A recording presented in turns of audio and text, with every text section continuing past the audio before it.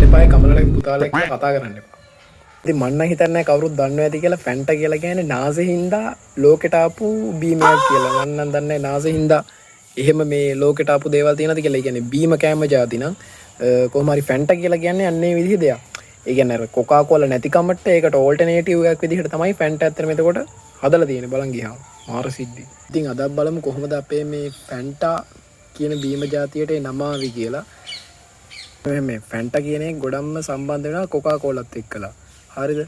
දැන් ඔයගොල්ලෝ දැනටමත් දන්නේ නැති ෆැන්ටා කියලා කියන්නේ කොකා කෝලාගේ සබ් කම්පැනි එකක් වගේනේ තියෙන්නේ. දැන් ඒක ආරම්භ වෙන්නේ මෙහෙමයි. දෙවන ලෝක යුද්ධ කාලේ ඒ කියන්නේ නාසි කාලේ ඒ යුද්ධ ඉවර වීගෙන එනකොට ඒගොල්ලන්ට ජර්මනියට USA වල කොකා කෝලා හෙඩ් කම්පැනි එකෙන් ගෙන්න ගන්න බැරි වෙනවා කොකා කෝලා සිරප් එක. ඒ කියන්නේ ගෙන්නන්න දෙන්නේ නැහැ. හරිද? එතකොට ඒ කියන්නේ කොකා කෝලා සිරප් එක නැතුව ඒ කොකා කෝලා කියන බීම එක හදන්න බෑ නිකන්. හරිද? නිකන් කෑමට අර ලුණු වඩම්මන රෙද්දවල නැතුව නිකන් කෑම රහණය වගේ කොකා කෝලා සිරප් එක නැතුව කොකා කෝලා බීම එක හදන්න බෑ. එතකොට ඒගොල්ලෝ කරපු දේ තමයි ඒගොල්ලෝ හිතුවා එහෙනම් ජර්මනි කට්ටිය හරි එහෙනම් කොකා කෝලා ඕනේ අපි අපේම දෙයක් හදමු කියලා. කියන්නේ අපේම අලුත් මොකක් හරි බීම જાතියක්. එතකොට ඒගොල්ලෝ කිව්වා ජර්මනි අය දැන් ඒගොල්ලන්ට සිරප් එක නැහැනේ. මේ දැන් ඒ වුණාට ජර්මනියේ තියෙනවා කොකා කෝලා කම්පැනි එක තියෙනවා ජර්මනියේ රන් එක. එතකොට දැන් ඒක දැන් වහලා දාන්න තමයි යන්නේ දැන් මේ සිරප් එක මේ නැති නිසා. එතකොට දැන් ඒගොල්ලෝ හිතුවා නෑ ඒ වහලා දාන්න ඕනේ නෑ මේ අපේ ජර්මනි කම්පැනි එක අපි හදමු වෙන අපේම දෙයක් කියලා. ඒ දවස්වල මේ ජර්මනියේ කොකා කෝලා කම්පැනි ගොඩක්ම බාරව හෙඩ් විදිහට හිටියේ මැක්ස් කීට් කියලා පොරක්.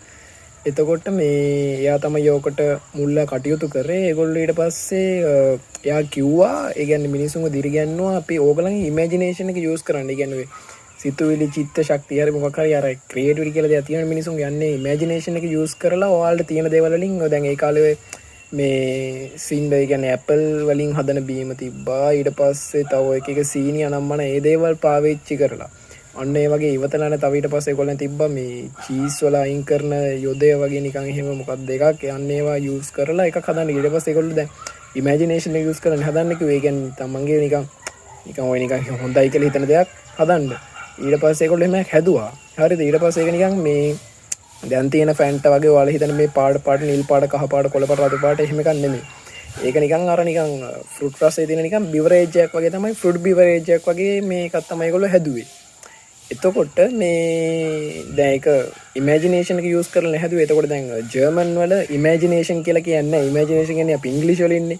හරිද? එතකොට ජර්මන් වලින් ඉමේජිනේෂන් කියලා කියන්නේ මේ ෆැන්ටසි කියලා. ෆැන්ටසි කියලා. හරිද? එතකොට ඒගොල්ලෝ මුලින්ම මේ බීම එක නම දෙයි ෆැන්ටසි කියලා. ඊට පස්සේ මේ ඒගොල්ලෝ ඒක ප්‍රොඩක්ෂන් එකට දැම්මා මේ හදපු බීම එක. ඒගොල්ලෝ ගොඩක් මේ ඒක නම් බොණ්ඩ වගේම නෙමෙයි ගොඩක් වර වෙන වැඩවලටත් එක්කලා තමයි මේ බීම එක යූස් කරේ. එතකොට එක එම්ප්ලොයි කෙනෙක් කියන්නේ කම්පැනි එකේ වැඩ කරපු එක මේ ඩයල් එක කිව්වා මේකට වැරදිලා කිව්වා හරි හිතලා කිව්වා හරි මේක මම දන්නේ නැහැ මේ ෆැන්ටා කියලා දාමු කියලා කිව්වා. ඒ කියන්නේ ඒක අර කෙටි නමක්. ඊට පස්සේ තව අර ලේසියෙන් මතක තියාගන්න පුළුවන් ෆැන්ටසි සිසි ගානකට වඩා මේ ඒගොල්ලෝ හිතුවා ඊට පස්සේ හාය හොඳයි මේ කියලා ඒගොල්ලෝ ෆැන්ටා කියලා නම දැම්මා. ඊට පස්සේ දැන් ඔය යුද්ධ ඉවරටම ඉවර වෙලා ගියාට පස්සේ USA වල කොකා කෝලා හෙඩ් කම්පැනි එක මේ අරගත්ත ජර්මන් වල මෙන්න මේ තියෙන මොකද ෆැන්ටා එක. ඒ කියන්නේ අරගත්ත කියන්නේ ඒගොල්ලෝ දැක්කා මේකත් වෙන විදිහකින් ඉස්සරහට යවන්න පුළුවන් මේකත් හොඳ ප්‍රොඩක්ෂන් එකක් කියලා හිතලා ඒගොල්ලෝ අරගෙන තවත් එක්ස්පෙරිමන්ට් කරලා දැන් ඉතින් ෆැන්ටා කියන එක ලෝකෙ පුරා තියෙනවා. දැන් ලංකාවේ තියෙනවා. දැන් ගොඩක් දුරට ෆැන්ටාලගේ ෆ්ලේවර්ස් 90ක් විතර තියෙනවා ලෝකෙ වටා. රටවල් 200කට වැඩිය පැතිරිලා තියෙනවා. හැබැයි කමලක දරුවෝ ඔක්කොම ගේ කියලා දැම්මොත් එහෙම මට මනින් ගන්නින්නේ නේ.